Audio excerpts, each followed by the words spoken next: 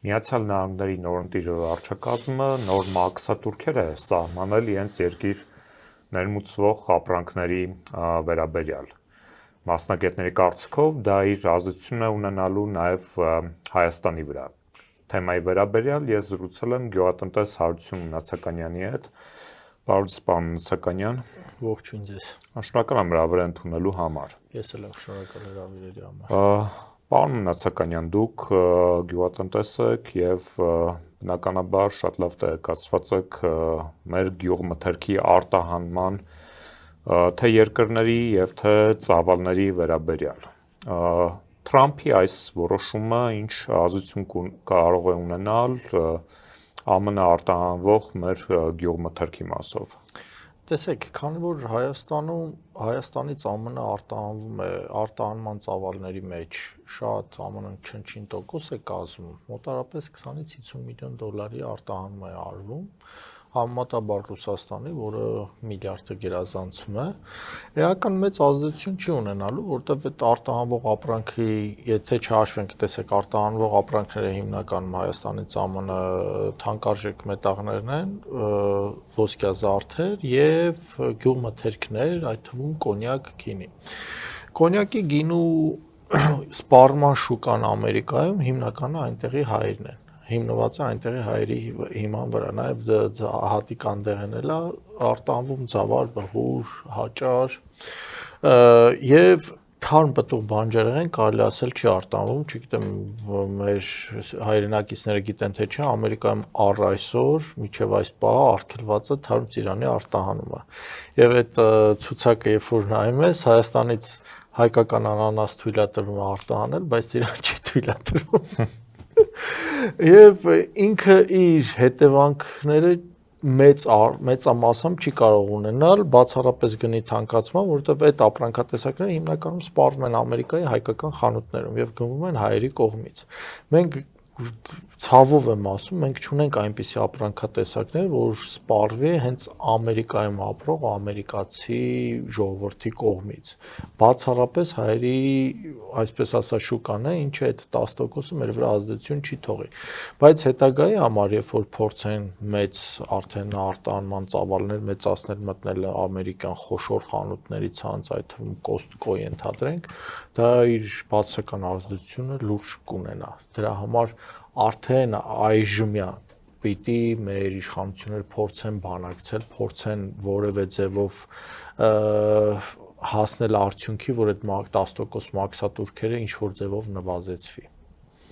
Հայաստանի տիպի երկրների համար գյուղատնտեսությունը շատերի գնահատմամբ ռազմավարական կարևորություն ունեցող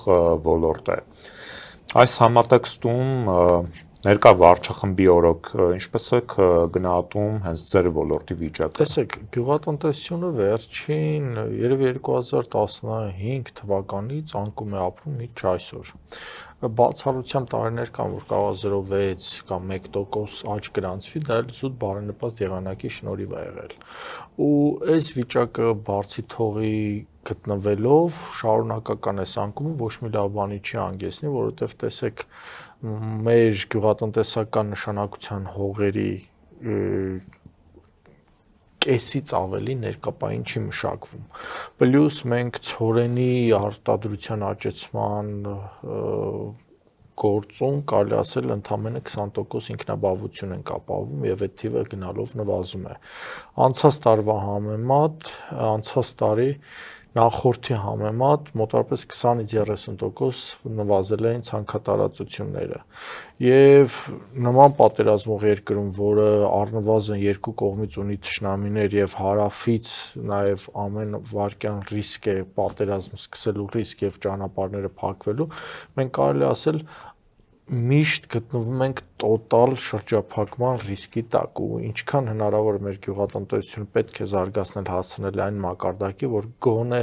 պարենային առաջնային ապրանքների գծով մենք լինենք ինքնաբավ, որ շրջափակման ժամանակ գոնե առնվազն 6 ամիս մենք կարողանանք ինքներս մեզ դիմակայել։ Տեսակետներ կան, որ վարչախմբի կողմից Արցախի հանձնումը եթե դիտարկենք նաև վնասները, հարված էր նաև գյուղատնտեսությանը։ Շատ մեծ հարված է, որովհետև տեսեք, առնվազն քանի միայն 20 թվականի պատերազմից հետո Արցախը երբ որ մասնակի էր հանձնված, 90,000 հեկտար արդեն հանձնվել էր։ Մոտավորապես 200,000 հեկտար գյուղնշանակության հողի վրա աճեցվում էր մինչև 100,000 տոննա ցորեն։ Իսկ Հայաստանում տարեկան սպառվում է 400-450,000 տոննա ցորեն, այսինքն Արցախի հանձնումով դու այդ 20% մասնաբաժինը հացահատիկի, որ գալիս էր Արցախից, դու չես ունենում արդեն։ Պլյուս արոտավայրերը, որ ազատագրված տարածքներում կան եւ գյուղացիները կարողանում են իրենց կենդանների կերով ապահովել, այս պահին այդ արոտավայրերը պակասել են, հետեւաբար դրանից բխող հետևանքներով անասունների կերի քանակն է պակասել, հետեւաբար անասունների գլխաքանակն է պակասել։ Պլյուս այն պոտենցիալը, խմելու ջրի խնդիր կա նաև, պլյուս այն պոտենցիալը, որ Արցախ ուներ իր բնիկ կլիմայական պայմաններում, որտեղ շատ հետաքրքիր մշակաբույսեր կարելի էր աճացնել, այսօր մենք անդառնալիորեն կարելի ասել կորցրել ենք։ Ու Հայաստանի տարածքում էլ գրեթե չկան այն մասնագիտական խմբերը, ովքեր ընդհանուր վերլուծության կենթարկեն տվյալ արդեն փոփոխված կլիմայի պայմաններում, տվյալ հողային ռեսուրսների պայմաններում, արևի ջրի պաշարների պայմաններում, ինչպես կարելի է տեղաբաշխել եւ ինչ ծավալների ու ինչ արտադրատեսակներ կարելի է աճեցնել Հայաստանում։ Խոսացիք պարոնամթերքի ինքնաբավության եւ անվտանգության կարևորության մասին, հաշվի առնելով այն ռիսկերը, որոնք կախված են, ներկայումս մեր գլխին։ Արդյոք դուք տեսնում եք քայլեր այդ ռիսկերը չեզոքացնելու կամ կառավարելու ուղղությամբ։ Այս տարի միակ քայլը, որ տեսել եմ,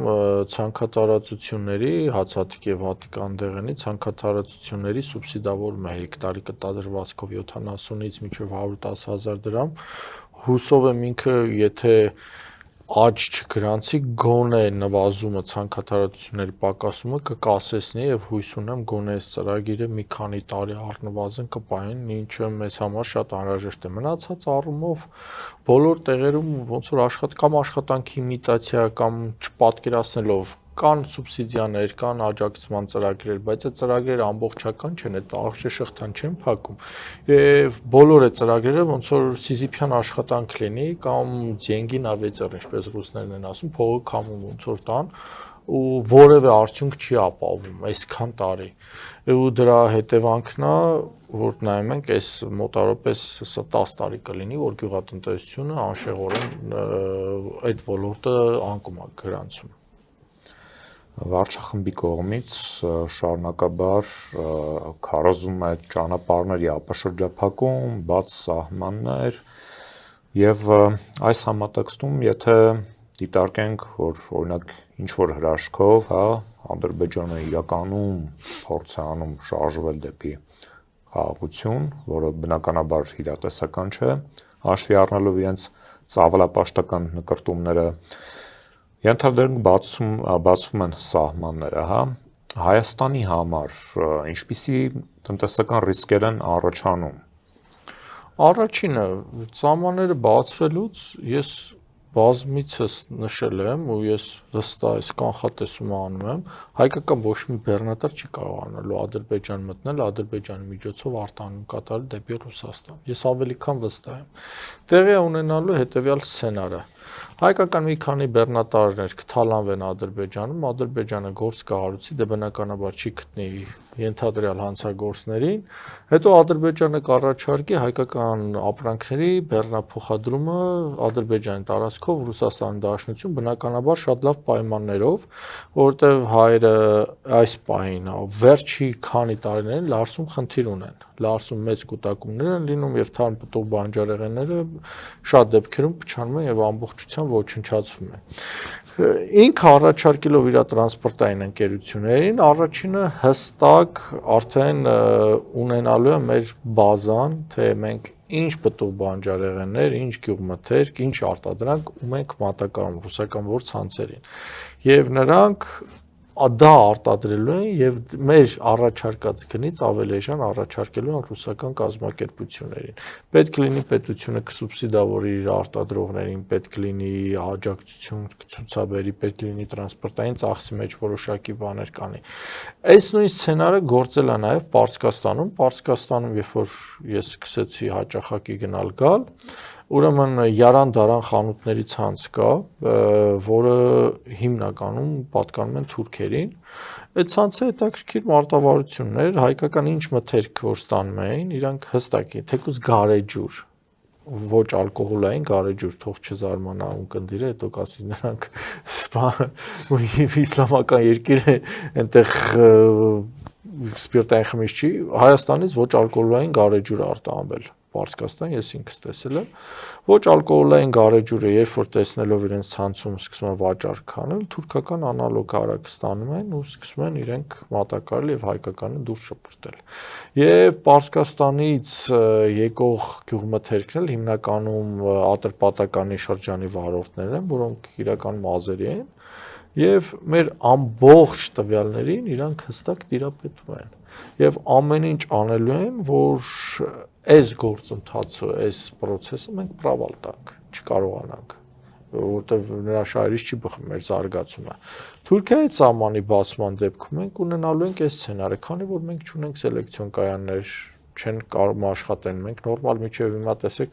վերջի տարիներին պոմիդորի արտադրությունը այնպեսի անկում է ապրել։ Էժան լոլիկը թուրքական մտցնելու են Հայաստան 50 դրամ, 40 դրամ, 80 դրամ եւ մեր ամբողջ գյուղատնտեսության ոլորտը կարելի ասել կամ իրենք հողերը կվերցնեն, իրենք սկսեն աճեցնել, զբաղվել,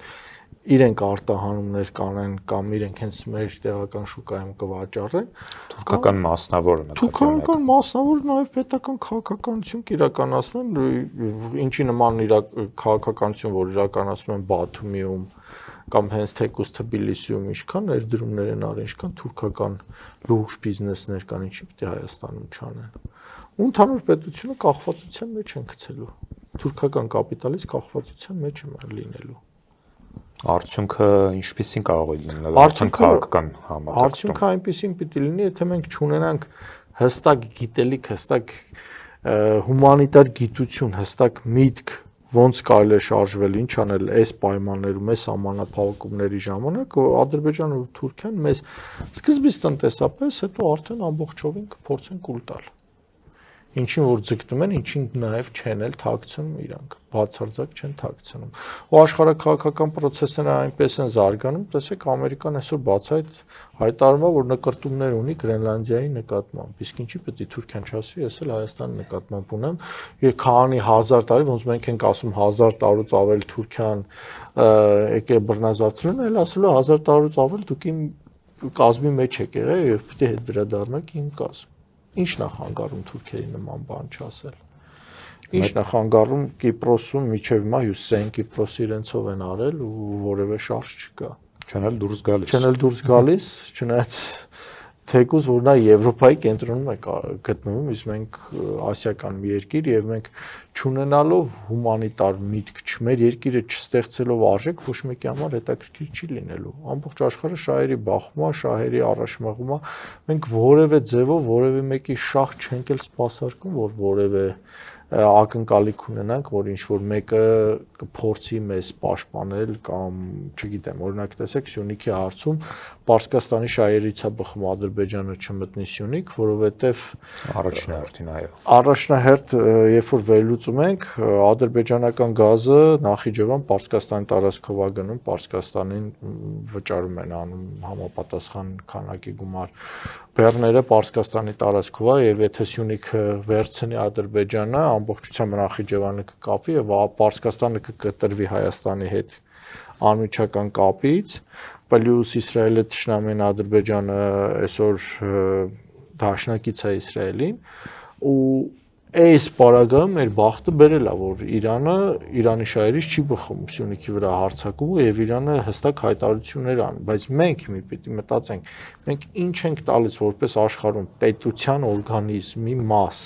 որպես պետություն։ Ինչ արժեք ենք տալի, ինչով ենք ներկայանում։ Մեր վերջի տված ամենացավալին է սա։ Վերջի 30 տարում մեր տված երկու արժեք ա եղել Արցախի հիմնախնդիր, որը շատերի շահերից է բխել, չէ՞։ Արցախի հարցը շահարկելով Եվրոպան Ադրբեջանից ստանում էր համապատասխան ապրանքատեսակներ, նավթի տեսքով, էժան ապրանքատեսակներ եւ այլն Ռուսաստանը։ Զենքեր վաճառում եւ եթե Ղարաբաղի հիմնախնդիրը լուծվում է, մենք այսօր ինչ արժեք ունենք Ղարաբաղի հիմնախնդիրը վերանում ենք։ Հա, որպես գործոն մենք արդեն այս աշխարհում վերանում ենք, եթե որևէ արժեք չունենանք, չստեղծենք։ Ղարաբաղի հիմնախնդիրը պետք չի նայել որպես տարածք, էլի։ Ղարաբաղի հիմնախնդիրը կոնկրետ մահակ էր մի քանի պետությունների ձեռքին, մեզ կամ Ադրբեջանի գլխին խփելու։ Երբ որ այս խնդիրը լուծվում է, մենք այսօր արդեն դառնում ենք անպիտան ինչ-որ գոյացություն ու որևէ մեկին պետք չենք։ Եվ մնում ենք մենակ։ Եւ մնում ենք մենակ մեր խնդիրների հետ, թուրքերի ադրբեջանցիների մեջտեղում։ Պարոն Մնացականյան, դուք նշեցիք այն տնտեսական եւ քաղաքական հետևանքները, եթե օրինակ, չգիտեմ, բացվեն սահմանները, սկսվի որոշակի հարաբերություններ առևտրային Թուրքիայի եւ Ադրբեջանի հետ, բարենային անվտանգության տեսանկյունից, հա, ինչպիսի ռիսկեր կան, մենք ինչ կարող ենք իմանալ, իրենք ինչ են մատակարարում մեր բնակչությանը։ Տեսեք, բարենային անվտանգությունից խոսենք, երկու սցենար է տեղի ունենալու։ Առաջինը Թուրքիան փորձելու է խեղդել մեզ իր էժան ապրանքով։ Տեսեք, թուրքական ապրանքը Վրաստանի տարածքով այդքան երկար ճանապարհ անցնելու, իսկ այսօր խանութներում շատ են թուրքական ապրանքները։ Թե գյուղմթերք, թե վերամշակված արտադրակ տեսակներ։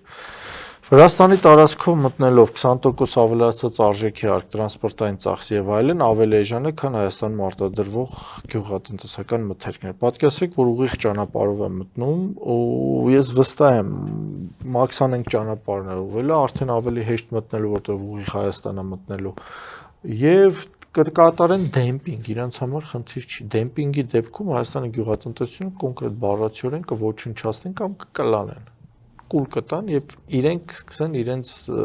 կամքը թելադրել մեզ այս ոլորտում։ Երբ որ արդեն կախվածության մեջ ենք, ոչինչ չեն կարողանալու անել։ Իսկ մատակարարվող ապրանքի որակը գիտեք իմանանք կարող են ոչ մեկս էլ չեն կարող։ Քիմիական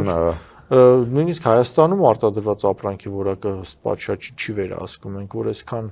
քաղցկեղով հիվանդներ ունենք, այսքան հիվանդացության մակարդակներ ունենք, բազմաթիվ մասնավոր թեկուզ հետքի ուսումնասիրությունների, քանի ապրանքատեսակ կա, որ ուսումնասիրության է ենթարկում եւ որակը բացարձակ չի համապատասխանում թույլատրելի նորմերին։ Ինչի հետևանք է դա։ Ամենաթողության։ Բացառապես ամենաթողության հետևանք է։ Աշխատանքի իմիտացիայի հետևանք է, երբ որ մարդիկ չեն հասկանում այդ ոլորտում, չեն տիրապետում խնդիրներին, հանգեցնում է նրան։ Մեր երկրի ամենամեծ թշնամին դիլետանտությունն է։ Իսկ մեր իշխանական բուրգում ծերիսեր դիլետանտ են։ Ոչ մի ոլորտում, ոչ մի մարմնում պրոֆեսիոնալ աշխատող արդեն կարելի ասել չկա։ Ու հետևանքը սա է։ Ու գյուղատնտեսության ոլորտը այն ոլորտն է, ազգային անվտանգություն ասելով, բարենային անվտանգությունը չի միայն, կենսաբանական բազմաթիվ հարցակման ձևեր կան, կարանտինային միջատներից սկսած տարբեր սնկային, վիրուսային հիվանդություններ, ես պատական չեմ համարում, այսքան որ խոզերը սատկում են համապատասխան հիվանդություններից, որը միջև հիմա հստակ պատասխան չկա։ Ինչ հիվանդությունից են սատկել, ինչպես են սատկել, օջախը որտեղից է եղել։ Խոշոր եղջերավոր անասունները, որ տարբեր բրոցելոսից սկսած դաբաղով վերջացրած տարածում է ամբողջ Հայաստանով ու լուրջ խնդիր է առաջացնում, որը նաև մարդուն է փոխանցվում։ Դա լրջագույն խնդիր է։ Լրջագույն, մեն բարենայինը չի։ Կենսաբանական անվտանգության հարց է, ու այդ ամեն ինչը պետք է կատարի սննդի անվտանգության պետական տեսչական մարմինը։ Հենց սրա մասին էի ես խոսում, արդյոք մենք ապահովագրված կլինենք իմ նշած սցենարների դեպքում այդ կենսաբանական ռիսկերից։ Քո թշնամու կենսաբանական ռիսկ այնքան կհետաքրի,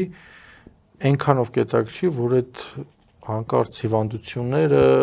վիրուսները, միջատները չանցնեն իր երկրի տարածք ու վերջ։ Մնացած առումով ինքը թքած ունի։ Դու եթե իրենց կողմից ինչ կարող է մեր վրա իրենց կողմից դու ոչինչ, օրինակ վերջի անցած տարի Բաքրատաշենում արքան արինչի ծառերի անկում են նկատվում, չորանում են, բերքը նորմալ չի ստացվում, իջև մի դրա պատասխանը չկա, ինչ հիվանդություն է, ինչի պատճառով է։ Ու հստակ այս այն ոլորտն է, որ մանրակրկիտ ու լրջագույն աշխատանք է պետք ու պրոֆեսիոնալ անձնակազմ, որպեսզի բոլոր ոչ միայն արդեն եղած խնդիրների լուծում տան, այլև սպասվող վտանգները կանխարգելեն։ Տեսեք, հասարակ օրինակ ասեմ, որոշել են, որ մարզային այդ կենտրոնները փակեն, որտեղ կենթաների արյունը փորձում են անալիզ անեն, ուզում են կենտրոնացնել Երևանում։ Դրա նման հիմար գաղափար ես չեմ տեսել։ Ինքը շատ մեծ ռիսկեր է Իրանից պարունակում, շատ մեծ ռիսկեր։ Ինչու՞ է անում են։ Օրինակ օրական 4-5 հազարատ կենթանու արյուն այդքան տեղափոխել Երևան ճանապարհին, ենթադրենք մի կենթանին վարակված է Սիբիր ախտով։ Այդ ճանապարհին այդ մեքենան վթարի ենթարկվեց, այդ արյունը թափեց այդ տարածքում, ինչ հետևանք կարող է բերել։ Կամ այդքան մասնագետները հատուկ են, որ մնացել են, փակեցին, կամ Երևանում այդքան ծանրաբեռնվածություն չեն կարա, այդքան ծանրաբեռնվածությամբ ճշգրիտ աշխատանք տանեն։ Ու մենք հետևանքը ունենալու ենք անկախատեսելի նոր հիվանդություններ, նոր համաճարակներ կենթանիների, թռչունների հետ կապված ու անվերահսկելի մի հատ իրավիճակ, որը կարող է ռիսկային լինել նաև մարդու համար։ Դե բնականաբար առաջինը մարդուն է վերաբերում։ Ինչ կա ուղիղ անդրադառնում է մարդուն։ Դուք խոսեցիք քաղցկեղի բարձր ցուցանիշների մասին, կխնդրեի առավել միջազգային տվյալներով Հայաստանը քաղցկեղով հիվանդությունների դեպքերով առաջատարն է 100,000 բնակչի հաշվով 400 քաղցկեղով հիվանդ, բայց այս ցուցանիշը էլի չի արտացոլում ընդհանուր պատկեր, որովհետև մարզերում շատ մարդիկ վճարունակությունից ելնելով չեն կարողանում գնալ ստուգվել։ Ու սա մի քանի կոմպոնենտ է իր մեջ պարունակում։ Առաջինը օդի աղտոտվածությունը, հանքերի սխալ շահագործումը եւ սնունդը վատ։ Վերջերս նաև վիճակագրություն էր հրապարակվել, ըստ որի Երևանի օդը, մի քանի անգամ գերազանցում է։ Այո, տեսեք, հասարակ օրինակ ասեմ, հեռու չգնանք։ Երբ որ գնում ես Սևան, հենց Աբովյանը դուրս ես գալիս, Հաճենի կամուրջը անցնում ես, մի ամբողջ սար քանդել են, հավասարացրել են հողի ու բաց ավազի հանքը։ Այդ ավազը ամեն օր քամին քշում է Աբովյանի Երևանի տարածք։ Ու պլյուս Երևանում այսքան շինարարական աշխատանքները, որ անում են բացարձակ նորմերը չպայլով, բերում է այս հետևանքին։ Եղած ծառերն էլ կտրելով։ Պլյուս ծառերն էլ, դե հսկա ծառերը, որոնք օդը մաքրում են, փոշուց պաշտպանում են, կտրում են, ծնկում են ինչ-որ անհասկանալի սակուրա, որը եւ չափերով է փոքր լինելու եւ նման մասշտաբի մեծ ծավալների ֆոտոսինթեզ չի կարողանալու անել,